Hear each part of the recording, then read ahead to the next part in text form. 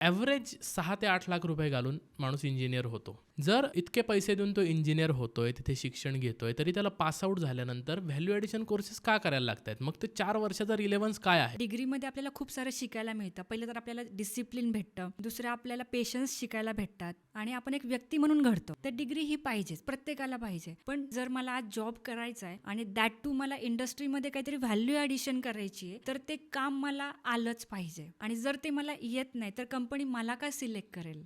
Select जरी केलं तरी उद्या मला ते काम जमणं गरजेचं आहे, कारण आज शिकवायला टीचर समोर आहेत. उद्या इंडस्ट्रीमध्ये कोणी फिजिकली बसून नाही शिकवत, तिथं तुम्हाला त्यांचे रेडीमेड रिसोर्सेस यूज करायला लागतात. सो ते स्वतः अपग्रेड करून मग त्यांना व्हॅल्यू ॲडिशन तुम्हाला द्यायची आहे. आज एखाद्या मुलाला 10 लाखाचं पॅकेज जर मिळालं तर ऑब्व्हियसली ती कंपनी 8 ते 12 पटींनी कमवते त्या पर्टिक्युलर व्यक्तीकडून, तेव्हा त्याला 10 lakhs पॅकेज देते. तर एवढं प्रोडक्टिव्ह जर तुम्हाला काम करायचं तर तुम्हाला ते काम आलं पाहिजे. आणि डिग्रीजमध्ये जे शिकवलं जातं तर ते बेसिकली थेरॉटिकल नॉलेज असतं, पण इंडस्ट्रीमध्ये तुम्हाला प्रॅक्टिकली परफॉर्म केल्याशिवाय आउटपुट देताच येत नाही. मग जर तुम्हाला प्रॅक्टिकल परफॉर्म नाही करता आले तर तिथं तुम्ही क्लायंटला काय सॅटिस्फॅक्शन देणार आहे? सो महत्त्वाचा पार्ट तो आहे की जर डिग्री माझ्याकडे आहे तर माझ्याकडे स्पेशलायझेशन कोणतं आहे. म्हणजे जर आज मी डेव्हलपमेंटमध्ये करतोय तर माझ्याकडे डेव्हलपमेंट हे स्पेशलायझेशन झालं, जेणेकरून मी समोरच्या कंपनीला एवढी जास्त व्हॅल्यू ॲड करेल माझ्या डेव्हलपमेंट थ्रू. पण जर मला डेव्हलपमेंटमध्ये कोडिंगच येत नसेल, मला डिग्रीमध्ये ते जरी शिकवलंय तरी मी त्या सब्जेक्ट क्लिअर करण्यापुरतं जर केलंय, तर मी कसं काय 10 लाखाचं पॅकेजची कंपनी क्रॅक करू शकतो? मी करूच नाही शकणार.